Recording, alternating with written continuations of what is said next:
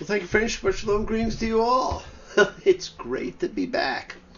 Now, I love to travel, but as Dorothy said, there's no place like home, and it is true. And now that I'm back in one place, I certainly hope Harvey had a great birthday.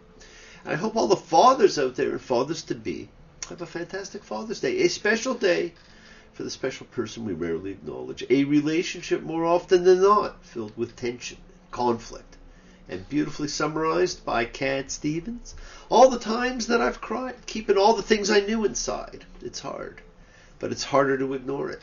If they were right, I'd agree, but it's them they know, not me.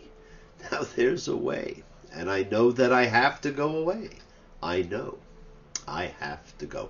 Fantastic song, fantastic summary of a very complicated relationship. And coming up is one of the gathering festivals. The festival of 7 weeks, Shavuot. The counting of the Omer is done, and so those of you who have Omer counters, and some do, you can put it away till next year. Now, in modern times, this festival has taken on a different meaning than intended. It is used now to celebrate the day God gave the Torah to the nation at the Epiphany in Sinai, although that does not actually appear in any biblical text.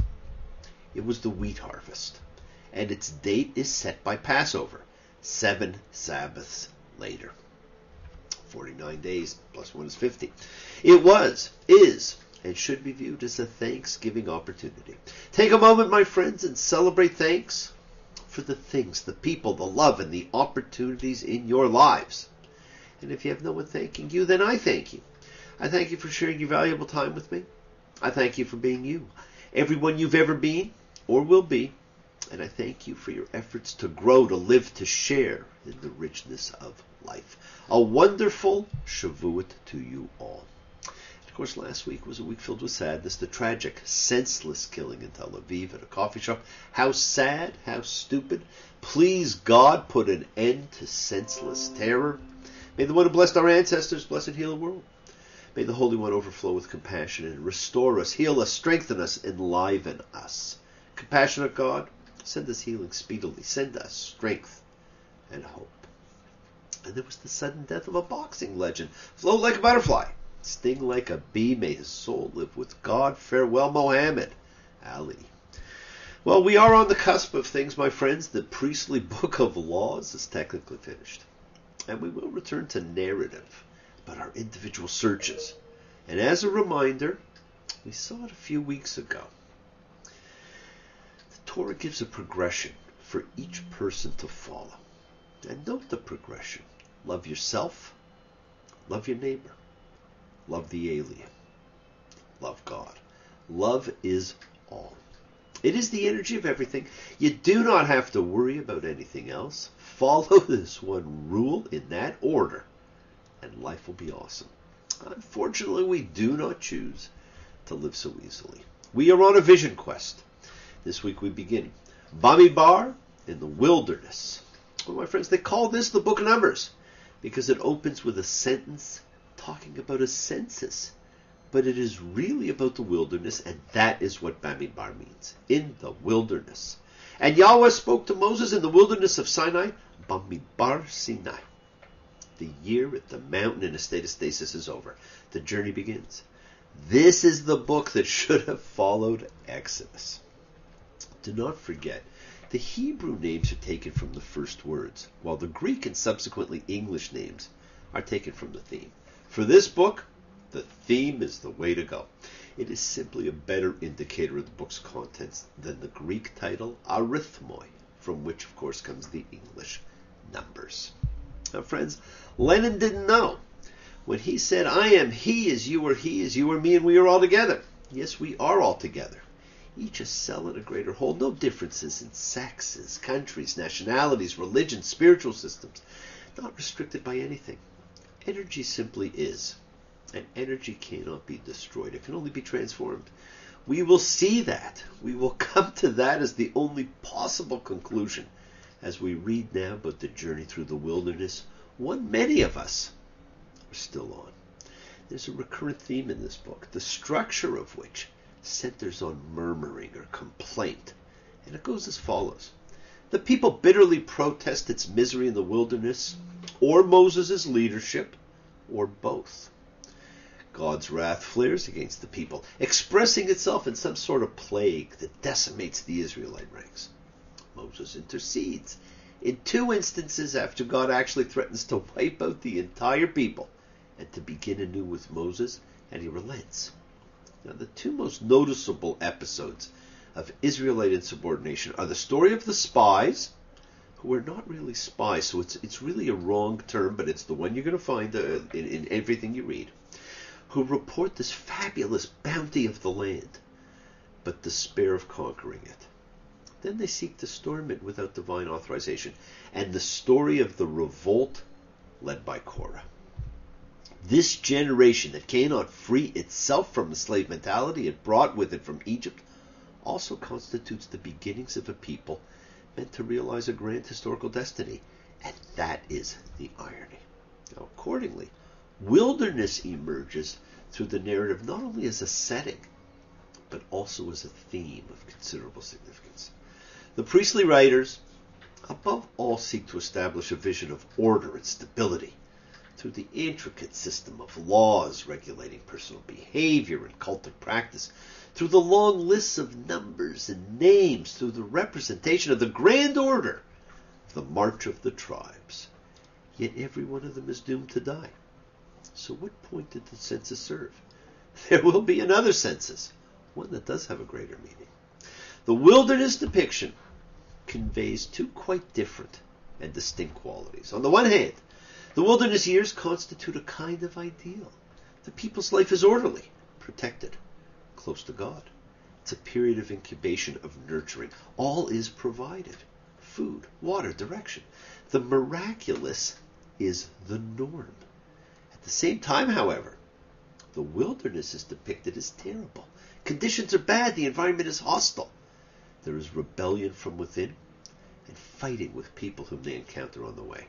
There are power struggles and fear. People are going to doom themselves. And that doom was entirely avoidable. A fate that comes upon the people for having rejected the opportunity to enter the land. And the stories in this book are fantastic. But the highlight of the book, my friends, about 6 weeks from now, is the story of Balaam's oracles. A series of prophecies about Israel's future that is pronounced, unlike any other biblical poetry, by a non-Israelite soothsayer. This brilliant centerpiece, which you'll find in chapters 23 and 24, follows the story of Balaam and his she-ass. And friends, there are no other instances of talking animals in the historical narratives of the Bible. The only other candidate would be the serpent in the garden story, but that belongs to the primeval and therefore the more mythological phase of biblical literature. Because according to prevalent preconceptions, there is no humor in the Bible. It should be noted that this story is actually quite funny. And you will see that this pagan prophet, both through the ingenious turns of the story and through the poetry that's put in his mouth, has been enlisted in the monotheistic cause. I will have much more to say about it when we get there. It is fantastic. Make sure if you're taking a break from Torah that you come back for that episode. Now, the book of Numbers, my friends, is the story of a journey, an entire nation in movement, with a visible miracle, the column of cloud and fire, and miraculous feeding, manna, happening in their presence at all times over a span of nearly 40 years. There's a destination anticipated in the future, which some of them will participate and some will not. The mentality of the people, it's the mentality of slaves, and there are various groups and individuals among them with an interest in positions of leadership. It is a book that returns to the narrative impulse that marks the first half of Exodus, indeed with certain parallels to episodes in Exodus. Although some legal material will be introduced along the way, together with the chapters devoted to the census, narrative predominates to the end of the book.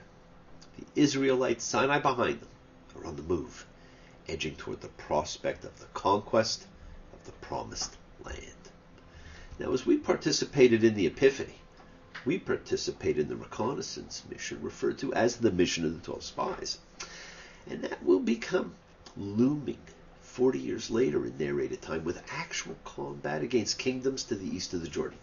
We are repeatedly reminded the passing of generations as the story carries us to the border of the Promised Land. After the incident of the spies, the entire adult generation that came out of Egypt is fated to die before the promise of the land can be realized. Moses, followed by Aaron, fails the test of trusting in God's provident intervention, and they too must die. And though this is the story of movement, it must be said that this book associates movement with trouble.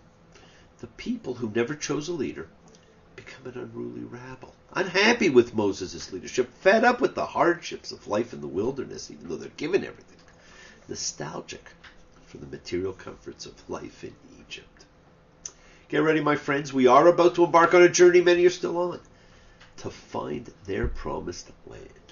And almost like Groundhog Day, you'll read the same story over and over again in this book. The story of rebellion. The long and winding road that leads to your door will never disappear. I've seen that road before. It always leads me here. Leads me to your door. The world is sacred. So is everything in it. Express your gratitude, light a candle, make a wish, celebrate your life and the lives of those you love. Share your feelings with them. Live free, be free, honor your freedom. Be well, be happy, be blessed. Share and honor the light and all who live in the light and continue to shine. Continue to send everybody you know goodwill and love. Pray for peace and freedom for everyone, and end to terror and hatred. Remember, friends, we are a community. We learn together, we celebrate each other, we love each other, we share this ride together, men and women equally. Let us send out love, not fear. Send out peace, harmony, good healing to all who need it. Please do. Learn to forgive, learn to love, open your hearts, honor the relationships of your life. Tell those you love that you love them. Take advantage of the time you have. Enjoy the journey. We take the twists and turns and the patterns that weave through the fabric of our lives in our efforts to grow, to learn, to be, to love. So please do love. Send healing, goodwill, and love to all who need it. It is a time to celebrate and to give thanks. Always is. Bless you all. Have a fantastic week, a week of love and light and peace and healing, and honor the people of your lives. Looking out at the road, rushing under my wheels. I don't know how to tell y'all just how crazy this life feels. I look around for the friends that I used to turn to pull me through, looking into their eyes. I see them running too. Running on empty, running blind, running into the sun. But I'm running behind. Do not stop your journey. Do not stop moving. Your promised land is in sight. Keep on dreaming, keep on being, keep sharing, keep shining, keep teaching. Keep spreading your holiness. The destination is there in front of you. It is yours. Thank you all for joining me, for participating. I love you all. And I will see you all next time. Shabbat Shalom.